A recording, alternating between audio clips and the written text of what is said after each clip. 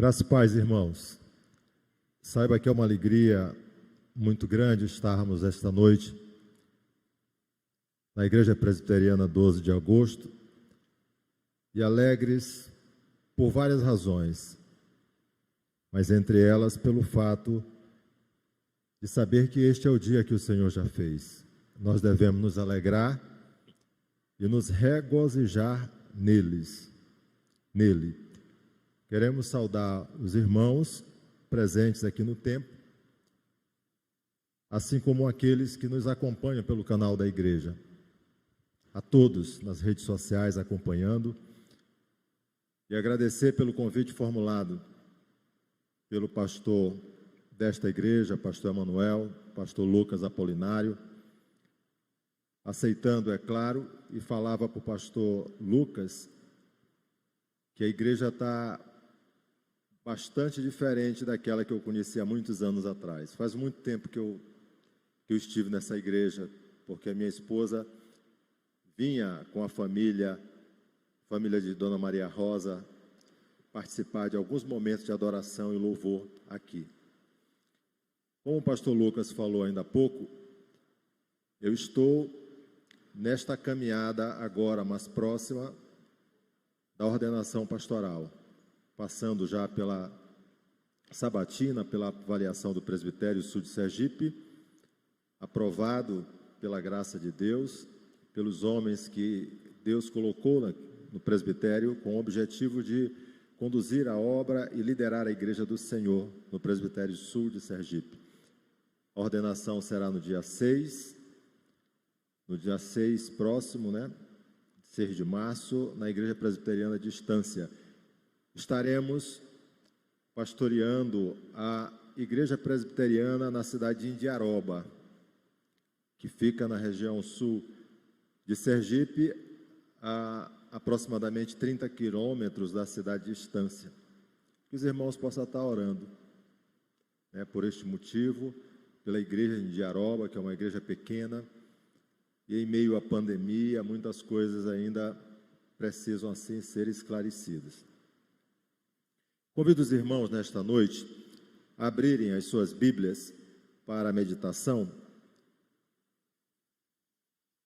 No livro de Neemias capítulo de número 1. Estarei lendo apenas um versículo, mas a nossa meditação, ela vai caminhar no capítulo de número 1. Todo o capítulo de número 1, capítulo 2 e uma parte do capítulo 3 de Neemias. Neemias capítulo 1, versículo de número 11. Nos fala assim o texto sagrado. Ah, Senhor, estejam, pois, atentos os teus olhos à oração do teu servo e a dos teus servos que se agradam de temer o teu nome. Concede que seja bem-sucedido hoje o teu servo e dá-lhe mercê perante este homem. Neste tempo, eu era copeiro do rei. Que Deus seja louvado por esta porção preciosa de sua palavra. Vamos orar.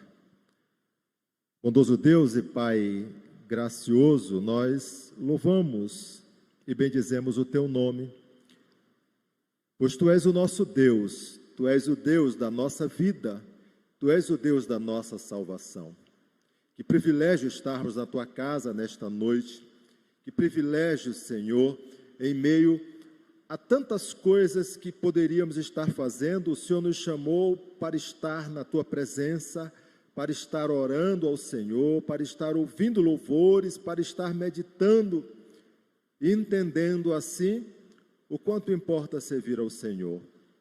Na igreja, nossas casas, acompanhando a transmissão, o culto que está sendo realizado, que o Senhor possa estar na direção do teu Santo Espírito, falando aos nossos corações, trazendo assim iluminação, compreensão, discernimento, para que em meio à vida que temos, às circunstâncias de tantas coisas que acontecem, nós possamos declarar diante do Senhor.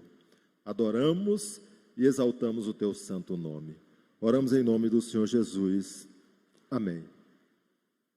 Irmãos, no ano de 2012, o pastor José Dilson, que já fazia um trabalho naquela região do Senegal, há aproximadamente 20 anos, sendo o pastor José Dilson um carioca da Igreja Presbiteriana de Niterói, e foi encaminhado, mandado como mensageiro de Deus para aquela região, assim como muitos outros missionários, com o objetivo de pregar a palavra do Senhor, com o objetivo de evangelizar, com o objetivo, portanto, de levar uma palavra de esperança, de transformação e de vida, que somente em Cristo nós podemos desfrutar. Ele, com a família dele e com uma outra missionária chamada Zeneide. O projeto que o pastor estava em volta, bastante atarefado, era o projeto Obadias, que tinha como objetivo, em uma cidade próxima da capital senegalesa, de Dakar, trazer ou alcançar crianças jovens, fornecendo abrigo, alimentação, educação secular, mas educação cristã. E o projeto estava caminhando em passos firmes, a berço esplêndido, porque já tinha terreno, já tinha estrutura, e Deus até então estava abençoando todo aquele trabalho. E entre aqueles jovens que ali estavam participando daquele projeto, vale lembrar que a cultura daquele povo, na sua grande maioria, são de cultura muçulmana. Não conhecem, portanto, ou têm resistência ao cristianismo, não conhecem a Cristo. Razão pela qual o pastor e toda a equipe dele estava naquele local. E ocorre que um pai de 3 crianças que faziam parte do projeto, certa vez foram ao projeto porque o pai queria falar com as crianças, porque estava percebendo, entendendo algo diferente que estava acontecendo na vida daqueles seus filhos. E em uma das salas, o pastor recebeu o pai com muito carinho, com muita atenção, levou para uma sala, começou a conversa do pai com as crianças, o pastor se retirou para que eles ficassem mais à vontade, e de repente uma discussão, uma gritaria, insultos, e o pastor foi até aquele local porque ficou preocupado, e o pai olhou para o pastor. Os muçulmanos costumam se reunir para adorar, para orar ao seu Deus. E quando o pai determinou que ele pegasse água para eles procederem às oblações, a lavar partes do corpo, e ali mesmo naquele local começasse o ritual daquela religião, o filho mais velho, de aproximadamente 17 anos, olhou para o pai, dentro dos olhos dele, e falou que ele nunca mais na vida faria aquilo. Que ele conheceu a Cristo como Senhor e Salvador da sua vida. E Cristo verdadeiramente mudou e estava transformando a sua vida. Foi um insulto, foi uma afronta para o pai, e a partir dali começou, portanto, algo diferente, não só na vida daquele jovem, mas também na vida do pastor José Dilson, que foi acusado de tráfico de droga, de aliciamento de menores, e em meio a tantas coisas, foi conduzido para a delegacia e, juntamente com a missionária Zeneide, passaram um pouco mais de 1 ano encarcerado por conta daquilo que estavam fazendo. Nos fala o livro publicado pelo pastor José Dilson, O Homem de Deus na Prisão. Ele relata neste livro que na primeira semana que ele ficou encarcerado, ele chorava e chorava compulsivamente, orando ao Senhor e clamando a Deus: por que, Senhor? Por que, Senhor? Eu há um pouco mais de 20 anos estou nesta região, estou pregando a palavra, tenho instruído na tua palavra, tenho honrado ao Senhor, sido fiel a tudo aquilo que o Senhor apresenta como verdadeiro diante de mim e do seu povo. Por que, Senhor, isto? E ao fim de 1 semana, Deus responde àquele homem que aquilo que estava acontecendo era para ele entender que ali, naquele local, era a nova igreja que estava sendo plantada naquela região. Louvado seja o nome do Senhor, que dirigiu a vida e o coração, tanto do pastor José Dilson, como da missionária Zeneide, para que eles compreendessem de Deus, mesmo diante da diversidade das coisas que estavam acontecendo, que a boa mão do Senhor continuava sobre as suas vidas. Quando nós olhamos para textos como esse que nós lemos, Neemias, capítulo 1, versículo 11, nós devemos entender um pouco daquilo que Deus fez e faz na vida do seu povo. Este quadro é um quadro de desolação. Os versículos primeiros do capítulo 1 nos falam exatamente sobre o cenário a qual o povo de Deus, o povo de Jerusalém, ele se encontrava. Nós bem sabemos que as circunstâncias que levaram este povo à escravidão, ao afastamento da presença do Senhor, foi irreverência, foi incredulidade, foi paganismo, e por conta disso, agora as consequências estavam claras. E Neemias, que fala e que narra, no livro de Neemias, que é narrado este texto, nos traz esta clareza. Quando nós buscamos a autoria, os comentaristas nos levam de forma muito clara, em decorrência das traduções, com evidências internas e com evidências externas, que o autor é Esdras, um habilidoso homem que não somente viveu naquele tempo, mas que conhecia as circunstâncias, a geografia e era instruído de fato para a narração. Quando nós avançamos um pouco mais, nós vamos entender que Esdras, para os tradutores ou para a Bíblia hebraica e a Septuaginta, que é uma tradução do hebraico para o grego, eles têm o livro de Neemias como uma junção do livro de Esdras.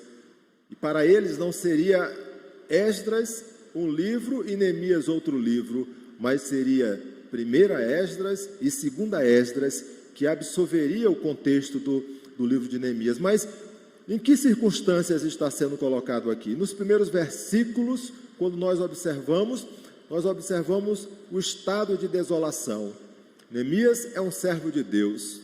Neemias tem a sua vida e a história do seu povo em Jerusalém, terra que o Senhor, portanto, se apropriou para que estes homens, essas mulheres, esses jovens, essas crianças, servissem ao Senhor e o fizessem com singeleza, com verdade, em espírito e em verdade. E agora, diante do afastamento, da incredulidade, eles estão sofrendo a clausura, o encarceramento, a servidão. O texto nos fala que Neemias agora serve como escravo, e ele serve ao rei de toda aquela região, que é gigantesca. Não somente este homem tem o controle de toda a região da Babilônia, mas agora tem o controle de toda Judá na sua mão. É poderoso, mas foi colocado ali por determinação do Senhor.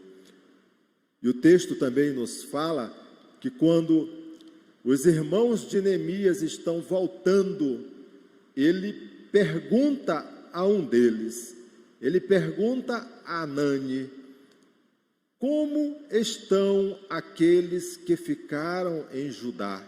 Aqueles que foram poupados da morte, aqueles que ficaram na cidade?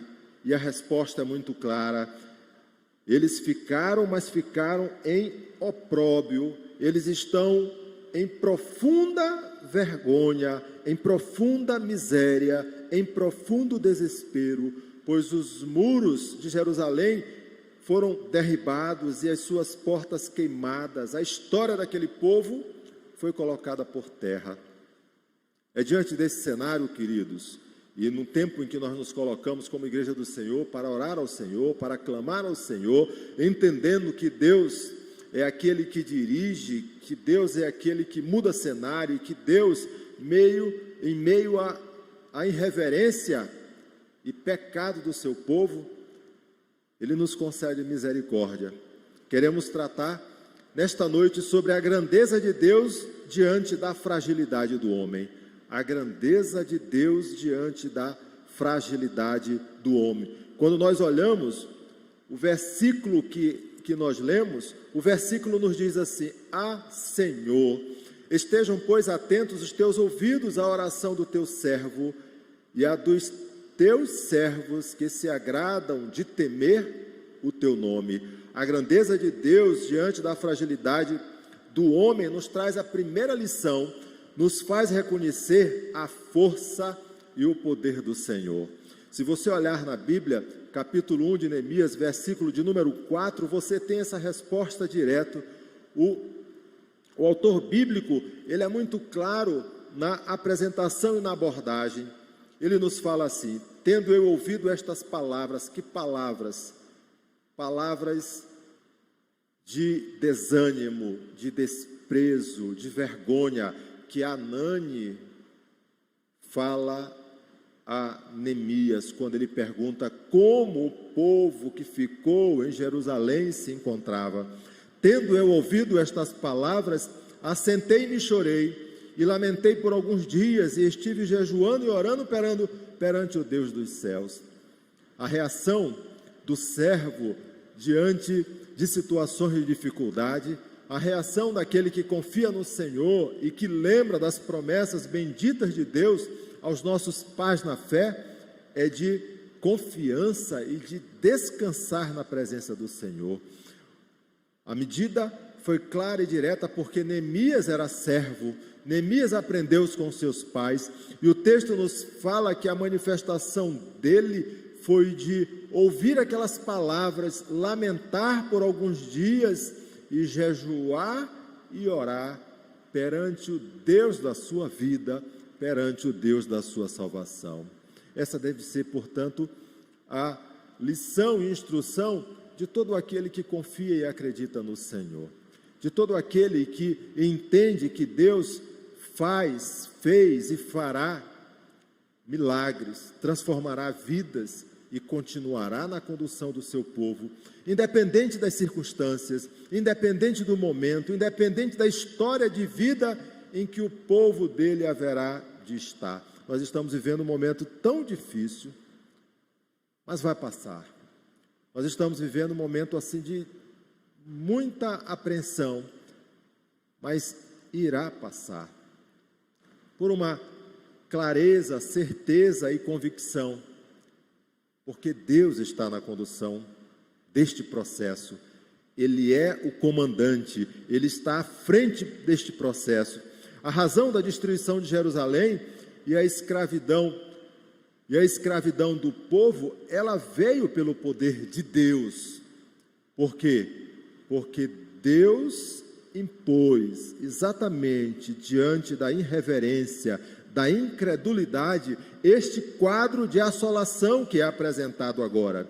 Havia sim destruição, miséria, mas havia vida de afastamento da presença de Deus. Este quadro está claro, este quadro está apresentado. Neemias lembra, Neemias reconhece.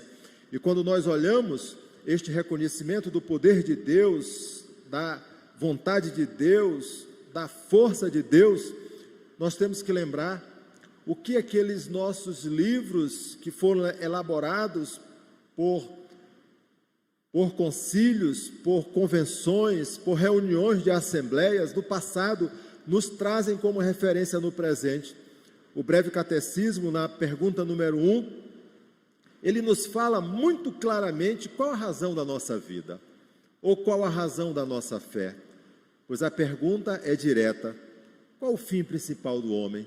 E a resposta é clara: adorar a Deus e gozá-lo eternamente. Por quê? pelo poder de Deus, pela direção de Deus, pela graça de Deus, pela forma que Deus nos conduz.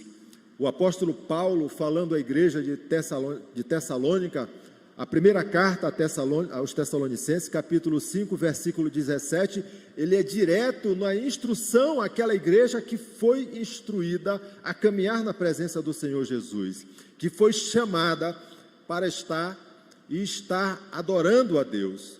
Ele diz: orai sem cessar. Orar todo o tempo todo, em toda e qualquer circunstância. Esse é o momento de estarmos reunidos como igreja do Senhor, para que possamos lembrar do Deus poderoso que nos conduz, que dirige os nossos passos, que nos fortalece nessa caminhada de fé, lembrando assim de todos aqueles nossos irmãos que alcançaram graças ou que passam por dificuldade, lembrando da igreja que tanto precisa se fortalecer na presença do Senhor, edificada na sua palavra, lembrando a igreja do Senhor a se encorajar nas ricas promessas de Deus, chamando de volta a comunidade da fé, para que possamos estar congregando novamente, para que este medo terrível que ainda nos assola de ser contaminado, de talvez passar por um momento de dificuldade. Irmãos, o medo, o receio, ele existe em todo e qualquer momento.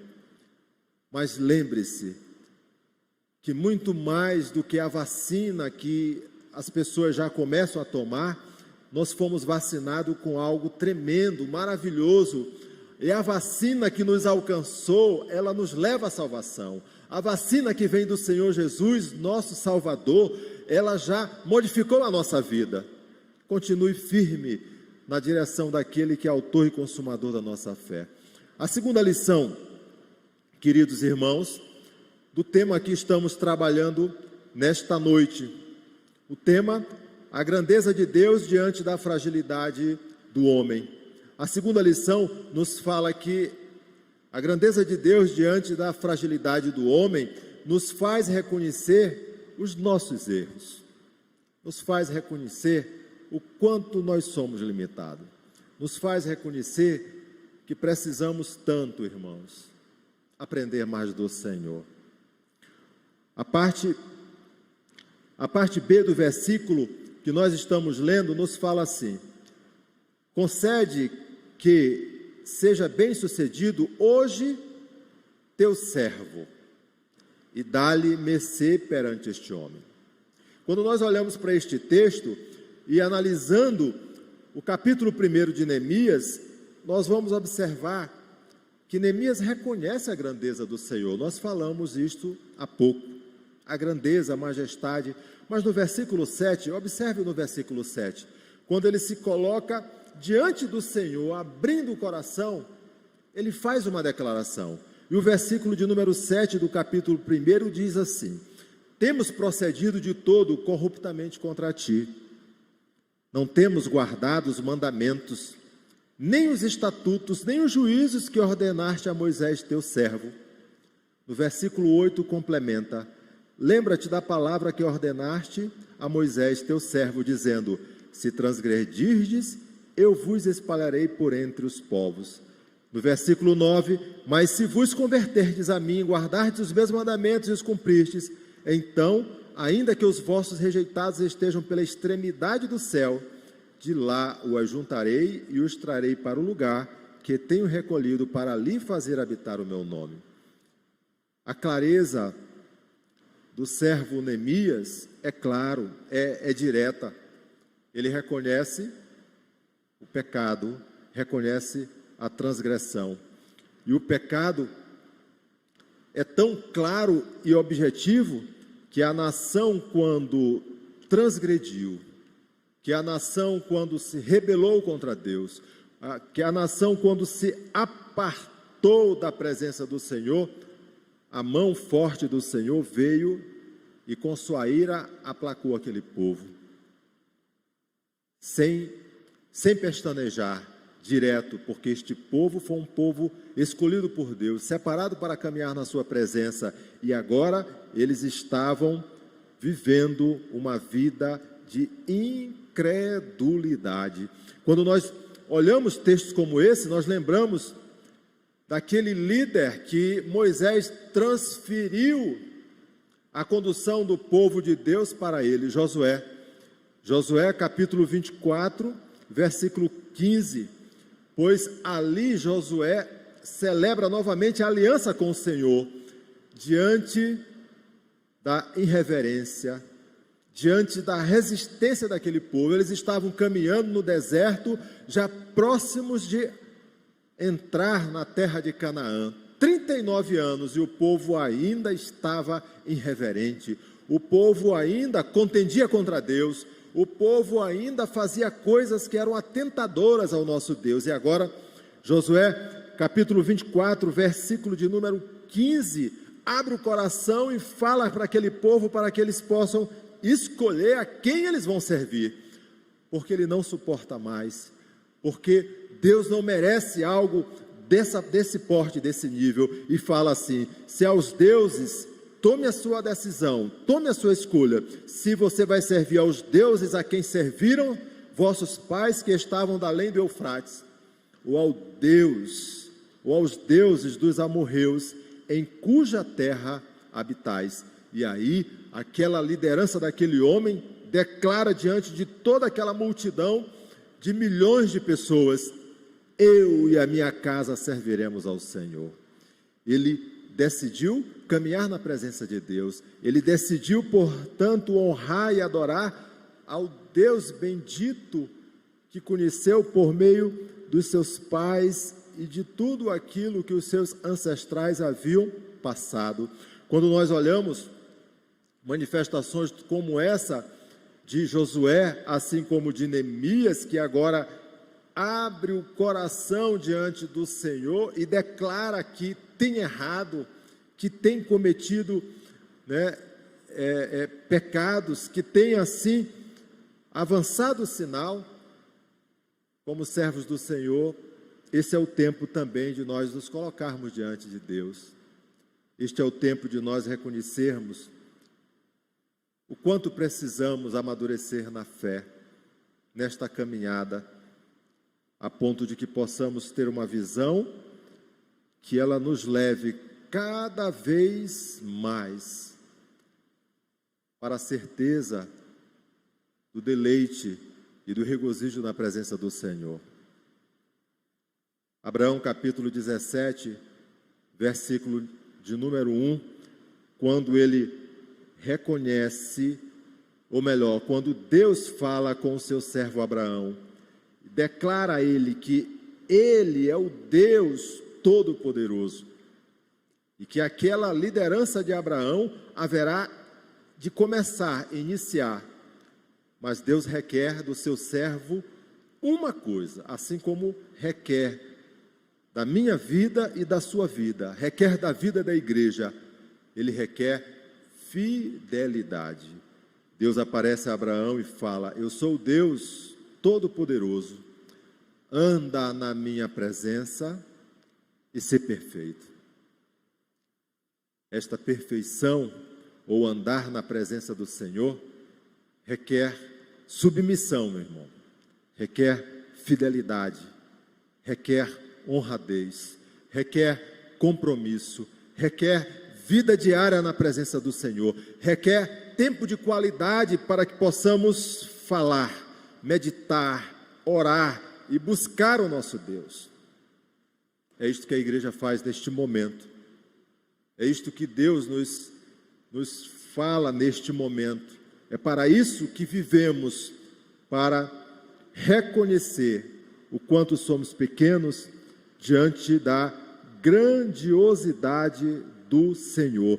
Quando nós olhamos textos como esse, nós reconhecemos que de fato nós precisamos nos fortalecer cada vez mais com a certeza das verdades que através da Bíblia, do livro sagrado, é nos apresentado. Nós estamos assim meditando no tema a grandeza do Senhor diante da fragilidade do homem, diante da nossa fragilidade. Como terceira lição, a parte a parte C do versículo 11 nos fala assim, a parte B que nós lemos, eu vou repetir a parte B, nós lemos ainda há pouco. Concede de que seja bem-sucedido hoje o teu servo e dá-lhe mercê perante este homem. A parte B nos fala que o coração foi aberto diante do rei Artaxerxes. Neemias abriu o coração. Neemias declarou diante dele aquilo que ele estava sentindo, porque quando levado diante do rei, aquele rei poderoso que estava na capital do reinado babilônico, Susã, ele estava com semblante caído, ele estava triste, e o rei, entendendo que algo diferente estava acontecendo, fala para ele que aquilo só poderia ser tristeza do coração. A oração do servo Neemias já estava operando o poder de Deus na vida daquele rei. A sua petição, ela é ouvida no trono da graça, porque quando ele se coloca diante do rei Artaxerxes, aquele homem de coração duro, mas ele clama ao Senhor, o Senhor responde. No capítulo 2, versículo de número 6, acompanhe, irmãos, em Neemias, o texto nos fala assim: então o rei, estando a rainha sentado junto dele, disse: quanto durará a tua ausência? Ausência de quê? Porque o pedido de Neemias era para que fosse liberado para ir a Jerusalém, para reconstruir os muros, recolocar as portas daquele local em que ele viveu, ele cresceu, e os restos mortais dos seus antepassados estavam enterrados ali. Era importante para ele não somente restaurar a edificação física, mas restaurar a vida espiritual, a comunhão do seu povo diante do Deus Todo-Poderoso. É isto que está sendo pedido e colocado diante do rei Artaxerxes aqui. E o rei autoriza não somente a ida do seu servo, mas ele autoriza tudo aquilo que diante da petição foi feita a ele, autorizando passar por locais que haveria de ter restrição. No versículo de número 7, e ainda disse o rei ao rei: se ao rei parece bem, deem-se-me cartas para os governadores além do Eufrates, para que me permitam passar e entrar em Judá. Como também, versículo de número 8, carta para Asaf, guarda das matas do rei, para que me dê madeira para as vigas das portas da cidadela do templo, para os muros da cidade e para a casa em que deverei alojar-me. E o rei mais deu, porque a boa mão do meu Deus era comigo. A grandeza de Deus é a fragilidade do homem, nos reconduz à vida na presença do Senhor. O reverendo Hernandes Dias Lopes, no livreto publicado em 2016, Piedade e Paixão, ele faz uma citação do pastor John Wesley, quando vai se reportar aos perigos que a Igreja do Senhor vive, lembrando este tempo em que nós estamos falando aqui, o tempo do Antigo Testamento, um tempo em que Neemias e o povo de Neemias passavam por um momento terrível, um momento que era necessário a reconstrução. E John Wesley fala que o maior perigo, traduzindo assim, para o livro que o Hernandes publicou, o maior perigo que a igreja enfrenta, ele não está fora, ele não está na rua, muitas vezes está dentro da igreja. Ele diz que o maior perigo é o subcristianismo, não é o anti, mas o sub, aquele que caminha conosco, aquele que muitas das vezes participa dos mesmos atos que nós participamos, mas é um lobo. O revestimento parece de cordeiro, ovelha, mas está revestido verdadeiramente como lobo. Quando nós olhamos manifestações como essa, nós temos que lembrar que a grandeza de Deus, Deus é grande e nós somos frágeis. O que Ele quer a todo tempo diante daquele que transgrediu ou diante daquele que pode cair? É nos reconduzir a uma vida de comunhão em sua presença. O rei autorizou Neemias desloca para Jerusalém, para aquela região de Judá, e ali ele recebe tudo que o Senhor havia concedido. Quando nós olhamos manifestações como essa, nós lembramos do apóstolo Paulo, na direção do Espírito Santo, em Filipenses, evangelizado, e agora para manter aquela igreja na alegria e na comunhão do Senhor, ele declara para os irmãos na carta que escreve àquela igreja: aquele que começou boa obra em vós, há de completá-la até o tempo de Cristo Jesus.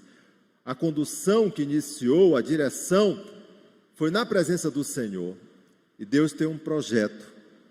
E o projeto, ele tem início, tem meio e tem fim. E o projeto, ele sempre na condução do Senhor, vai alcançar bom termo, meu irmão. Ele vai alcançar graça. Ele nos leva a regozijo. No versículo de número 20, Neemias reconhecendo que tem resistência, essa resistência que nós falamos, que é externa sim, mas é interna. Sambalate, Gesem, aquele povo que se coloca contra a reconstrução dos muros, a recolocação das portas, das janelas, eles querem a todo tempo fazer com que isto não aconteça, que este projeto, essa reconstrução, esta alegria, ela seja colocada por terra. No versículo de número 20, Neemias, diante daquelas ameaças, responde, assim como ele respondeu para aquele povo, Deus responde para nós esta noite. O Deus dos céus é quem nos dará bom êxito. Nós, seus servos, nos disporemos e reedificaremos. Vós, eles, aqueles que não queriam, vós, todavia, não tendes parte, nem direito, nem memorial em Jerusalém. Que Deus seja louvado pela porção bendita de sua palavra. Que Deus seja louvado porque nos alcançou em Cristo, que nos tirou de uma caminhada que era caminhada em escuridão e nos trouxe para a luz do Filho de Deus, para que pudéssemos assim caminhar em alegria. Quando nós olhamos manifestações como essa, nós lembramos assim lá da vida do pastor José Dilson, lá no Senegal, ano de 2012, aquele pastor e a missionária Zeneide, quando entraram com o advogado, quando buscaram junto aos seus mentores, quando articularam com a embaixada do Brasil ali no Senegal, não conseguiram ser libertados. Mas Deus, no tempo dele, quando ele ainda não esperava a libertação, operou na direção do Espírito Santo, e aquele homem não somente foi libertado, e libertado de forma idônea, mas ele foi libertado sendo identificado como homem e servo do Senhor, que pregou a palavra onde não poderia ser pregado a palavra, nas cadeias ali daquela prisão, na cidade de Dakar, e pregou a palavra, mudou a vida, foi reconhecido pela direção daquela casa de detenção, e Deus mais uma vez fala a nossa vida. Este mesmo Deus que em meio às circunstâncias difíceis é o mesmo Deus que nos traz a alegria e o regozijo de entendermos o quanto importa servir ao Senhor. Que esse seja o momento, o tempo e a hora de nós estarmos mais e mais firmes na presença do Senhor. A grandeza de Deus, ela existe assim como a fragilidade do homem existe, assim como a pequenez de cada um de nós, mas a certeza que Ele nos coloca no coração é que Cristo, nosso Senhor, que veio para cumprir um projeto, Ele nos alcança e nos faz e nos transforma e nos coloca como embaixadores também deste projeto, quando nos dá a convicção de que através da palavra nós podemos nos fortalecer. Em Cristo nós podemos continuar nossa caminhada. Que Deus nos abençoe e nos guarde na direção do Santo Espírito do Senhor. Vamos orar, meu irmão? Vamos orar mais uma vez? Obrigado, Senhor, pelo tempo em que o Senhor nos proporcionou na Tua casa, com os nossos irmãos, presente e aqueles que estão nos acompanhando pelo canal da igreja. Bendito seja o Teu nome, pois o Senhor nos mostra o caminho que devemos andar. O Senhor, em meio às dificuldades que temos de compreensão das verdades, nos mostra através e na direção do Teu Santo Espírito, em Cristo, o caminho, a verdade e a vida. Nos fala de forma verdadeira aquilo que nós devemos viver, conquanto tantas circunstâncias, Senhor Deus, nos forçam ou nos tendem a inclinar para longe da Tua presença. Fortaleça a nossa caminhada de fé. Abençoa a Tua casa, a Tua igreja, a Igreja Presbiteriana 12 de agosto, despertando cada vez mais o desejo de adorar, de exaltar e bendizer o Teu nome. A Ti, Senhor, toda honra, toda glória e todo louvor. Nós oramos em nome do Senhor Jesus. Amém.